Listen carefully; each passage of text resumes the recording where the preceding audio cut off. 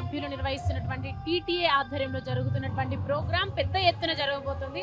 అయితే దానికి విచ్చేసినటువంటి కొంతమంది ప్రముఖులు, ముఖ్యమైనటువంటి ప్రముఖులు విచ్చేశారు. దాంట్లో ఇమిటేషన్ రాజు అని మన దగ్గర ఉన్నారు. సార్ నమస్తే సార్.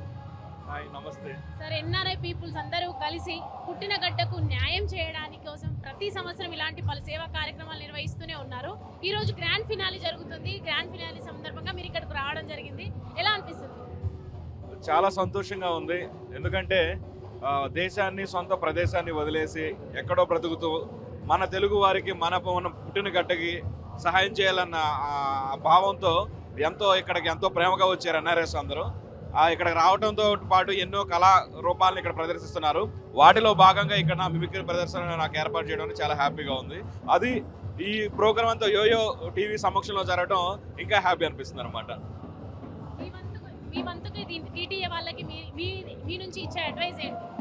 అడ్వైజ్ ఏముంటుందండి, ఎందుకంటే వాళ్ళు చేస్తున్న మంచి పనులు కాబట్టి ఓన్లీ ఎంకరేజ్మెంట్ ఉంటుంది తప్ప అడ్వైజ్ ఏముండదు. చాలా అద్భుతమైన వర్క్ చేస్తున్నారు.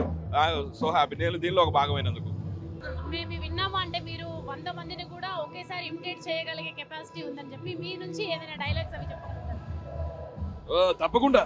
ఎందుకంటే తెలుగు జాతికి ఇవన్నీ తెచ్చే మన తెలంగాణ తెలుగు సంఘం వారు ఎంతో అద్భుతంగా రవీంద్ర భారతిలో ఇటువంటి కార్యక్రమం చేయడం అనేది ఒక చరిత్ర అని తెలియజేసుకుంటూ, ఎందుకంటే ఏ దేశం ఎగినా ఎందుకు కాలిడినా పొగడరాని తల్లి భూమి భారతిని అన్నారు. అలానే పుట్టిన గడ్డను మరవకుండా ఆ విధంగా ఇలా సేవా కార్యక్రమాలు చేస్తుంటే నిజంగా నో వర్డ్స్ అని తెలియజేసుకుంటూ థ్యాంక్ యూ వెరీ మచ్.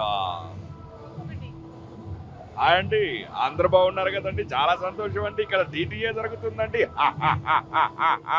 నేను ఒక్కడేదో చెప్తా ఉన్నా, మరైతే ఏమంటే మరి టీటీఏ వాళ్ళు యోయో టీవీ వాళ్ళ తరఫున నేనైతే శుభాకాంక్షలు తెలియజేస్తున్నా. నేను ఒకటి చెప్తున్నా, please subscribe yoyo TV bye. Thank you అండి, థ్యాంక్ యూ సో మచ్. మీలాంటి వాళ్ళ వల్ల ఇంకా కళా సంస్కృతులు ఈ విధంగా